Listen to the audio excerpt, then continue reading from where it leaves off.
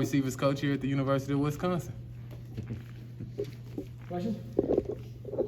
Kenny, we know you obviously have a connection with Coach Fickle from your playing days, but what was that conversation like when you guys started talking about this position for you, and what landed you here ultimately? Oh man, that conversation was awesome.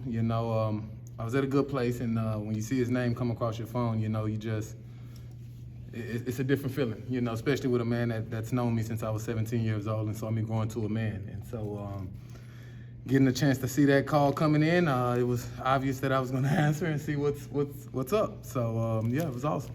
What did you learn from him that kind of influenced you as your own coaching? Yes, I just always thought him, Coach Jim Tressel back then, they were just great men of character, God-fearing, tough guys that just did everything the right way.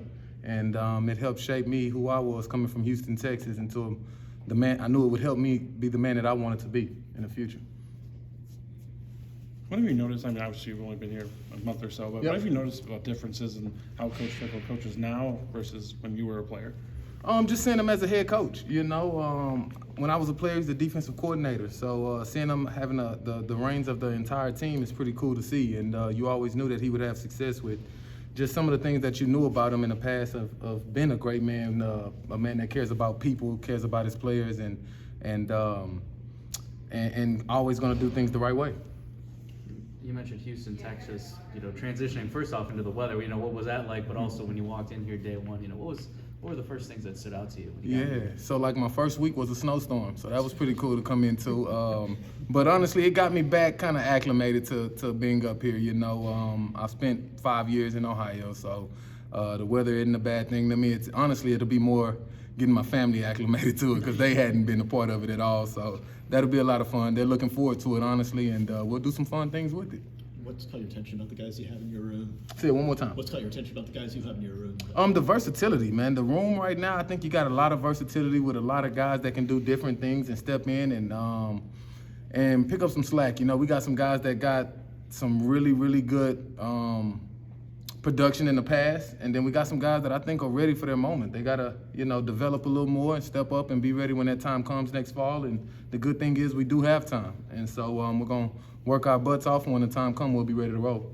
Some of the group has seen, multiple receiver coaches during their time here. Kind of what's your message in the way that you want to instill a culture here? Yes. I think that aligns with Coach Fickle. So that's a big reason of me coming. And I'm really big on the tough and discipline and being nasty. And I've played against this school a few times, and that's what you think of when you come in to play them. It's like you're getting into a dogfight, and so that's who I want to be, and that's how the leadership will be in that room coming from the top down for me. I was going to ask you, you've been in this stadium before, certainly you've got some memories. What stands out? Oh, some great experiences in this stadium. Been twice. I came in as the #1 team, left with a loss, and the next time we came, we won in overtime. But I'm on the other side now, so I'm excited to see it from this side now. When it comes to on the recruiting trail, just what is your approach to recruiting, when building relationships with recruits? Definitely. It's exactly what you said. Recruiting is about relationships. Everybody say it, but it's about not just that individual, the people that's around them, the people that's touching them, and a lot of the times it's coach's mom, but also finding that other person that may be in their lives that they really lean on, that they look for advice from maybe, but and I call it champion. Who's that champion in your life that's probably a little different from mom and coach, or dad. Obviously I don't want to leave dad out, and it's just getting to know their surroundings, and once you can kind of get into their circle is when hey, I got me one, You mentioned you've seen this program on the other side for quite a bit, and you see the transition that it's gone through just over the last year, and kind of, I guess, a new identity. How did you feel like you fit with that new identity and want to add on to it? Great question. I feel like I fit into that identity just with the energy that I bring. I'm a young guy that just love to bounce around and have fun. I'm gonna have fun with my guys, and they also gonna know that the fun is in winning. So in order to win, you got to put the work in and be developed and have the discipline to do it over and over and over again. And I think that's the hardest part in sports, period. We all know what it takes. It's hard to actually do it on a consistent basis. And you can ask the best athletes in the world, what does it take to get there? And every bit of their answer, you're gonna know. It's actually living it every day, and that's the part that I feel like I fit in with, and I can bring the energy to the guys to where, hey, it may be that day where you don't feel like you going 1,000 miles per hour, but I'm gonna bring that energy no matter what, and you're gonna have to step up to it. AJ Blazek was just here, and speaking of energy, he seems to have a lot of it. I know you're Yeah. just getting to know him, but is that one of the things that stands out about him? Definitely.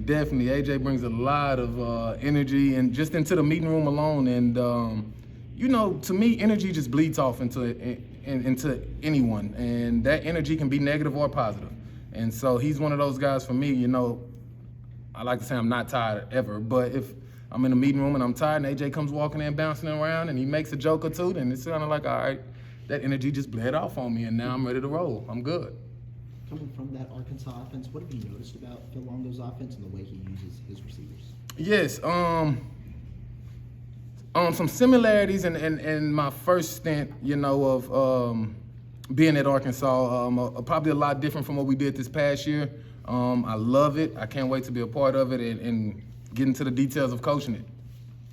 That's one of the things that we've heard and we've seen is like coaching receivers in this offense, because there's a lot of freedom, can be a little bit difficult. How do you maybe try to train that in the off season so that when you get to the season, that's not as big of a challenge? Well, it's I've done it. I've been a part of it, and 2 places I've been, and it's a fun deal. You have to look at it as if you have the right of way to always be right, as a wideout. And so what more would you want?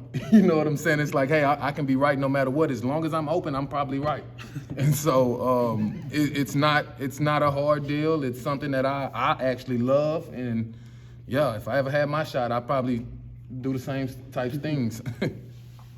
Looking at the offense from last year, what were some of the things that you think could improve? Obviously, you got guys like Will Paulin returning. Yeah. But what are some of the things that you're looking to improve in your view this year? Honestly, the production outside. I think we got some good production, but I think we got some guys in the room that's ready for their moment, ready to step up into it. And like I said earlier, man, I mean, it all takes work. It all takes work. You have to work for it. And I mean, I live by a slogan that's old school, man. Hard work pays off, and I just think we got time right now to put that work in. And so now if we're doing that, man, when the time comes, man, we'll be ready to roll.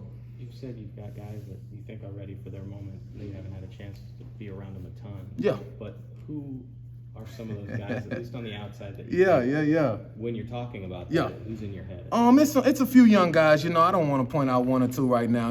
Being that new guy, then I go in the room tomorrow and everybody looking at me crazy. So it's a few of them, man.